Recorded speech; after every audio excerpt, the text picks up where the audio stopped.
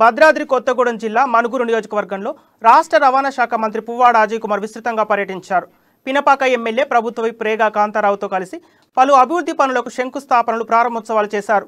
అంబేద్కర్ సెంటర్లో అంబేద్కర్ విగ్రహానికి పూలమాల వేసి ఘన నివాళులర్పించారు. అనంతరం మనుగురు బస్ డిపోను పరిశీలించారు. తక్షణమే డిపోను ఆధునీకరించి 4 కోట్ల రూపాయలతో నూతన బస్టాండ్ ఏర్పాటు చేయనున్నట్లు హామీ ఇచ్చారు. ఈ కార్యక్రమంలో జిల్లా కలెక్టర్ అనుదీప్, జిల్లా గ్రంథాలయ సంస్థ చైర్మన్ రాజేందర్, వివిధ శాఖల జిల్లా అధికారులు పాల్గొన్నారు.